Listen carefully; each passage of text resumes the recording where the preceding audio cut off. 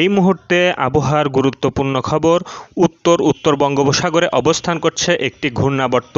আর 24 ঘন্টার মধ্যে ঘূর্ণাবর্তটি শক্তি সঞ্চয় করে একটি নিম্নচাপে পরিণত হতে পারে এবং নিম্নচাপটি 48 থেকে 72 ঘন্টার মধ্যে গভীর নিম্নচাপ বা শক্তি সঞ্চয় করে ঘূর্ণিঝড় শক্তিতে পরিণত হতে পারে। এর প্রভাবে বাংলাদেশ এবং পশ্চিমবঙ্গের বিস্তীর্ণ অঞ্চলে ভারী থেকে অতি ভারী বর্ষণ লক্ষ্য করা যাচ্ছে। এই বৃষ্টিপাত আগামী কতদিন কোন কোন অঞ্চলে কেমন প্রভাব থাকবে এবং কোন কোন অঞ্চলে বন্যা পরিস্থিতির সৃষ্টি হতে পারে এই বিষয়ে আলোচনা করব। এখন আপনাদের উপগ্রহ চিত্রে নিয়ে যাব।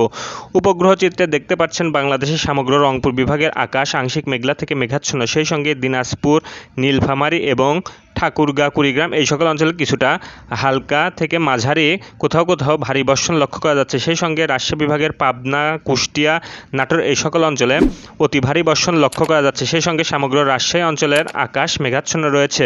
কুষ্টিয়া, মেহেরপুর অঞ্চল ব্যতীত সমগ্র খুলনা বিভাগের বিস্তীর্ণ অঞ্চল, বরিশাল বিভাগ, বৃহত্তর ফরিদপুর অঞ্চল, রাজধানী সহ ঢাকা বিভাগ, ময়মনসিংহ, সিলেট বিভাগের বিস্তীর্ণ এলাকা আংশিক মেঘাচ্ছন্ন রয়েছে। কুমিল্লা এবং চট্টগ্রাম অঞ্চলের আকাশ কিছুটা মেঘলা দেখা যাচ্ছে। বাংলাদেশ সংলগ্ন পশ্চিমবঙ্গের দক্ষিণ অঞ্চলের উপকূলবর্তী অঞ্চল এবং শহর কলকাতা এর আশেপাশে খড়গপুরেও কিছুটা হালকা বর্ষণ লক্ষ্য করা যাচ্ছে। সেই সঙ্গে পশ্চিমবঙ্গের দিনাজপুর, বালুরঘাট, রংপুর সংলগ্ন অঞ্চল এবং দার্জিলিং, কুচবিহার এই সকল অঞ্চল কিছুটা বৃষ্টিপাত লক্ষ্য করা যাচ্ছে।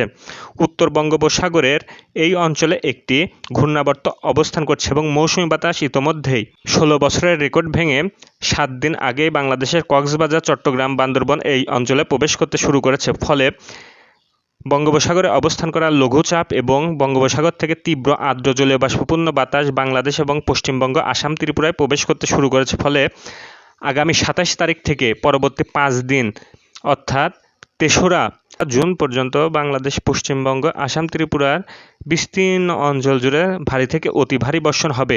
ফলে পশ্চিমবঙ্গ সংলগ্ন সিকিম, পশ্চিমবঙ্গের দার্জিলিং, কোচবিহার, আলিপুরদুয়ার, সেই সঙ্গে রংপুর বিভাগের তিস্তা অববাহিকা, জামালপুর, নেত্রকোনা, সুনামগঞ্জ, সিলেট, হবিগঞ্জ, মৌলভীবাজার, শিলচর এই সকল অঞ্চলে ভারী বর্ষণজনিত কারণে কিছুটা বন্যা পরিস্থিতি তৈরি হতে পারে। সেই সঙ্গে ব্রহ্মপুত্র, তিস্তা অববাহিকা, সুরমা, কুশিয়ারা নদী অববাহিকাও বন্যার সৃষ্টি হতে পারে।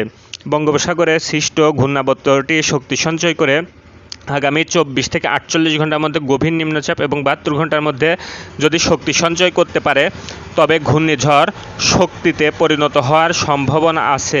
ঘূর্ণিঝড় শক্তি বা গভীর নিম্নচাপটি বাংলাদেশের খুলনা এবং পশ্চিমবঙ্গের শহর কলকাতা, 2 চব্বিশ পরগনা, 2 মেদিনীপুর এই সকল উপকূল দিয়ে উপকূল অতিক্রম করার সম্ভাবনা আছে। যেহেতু গভীর নিম্নচাপ বা ঘূর্ণিঝড়টি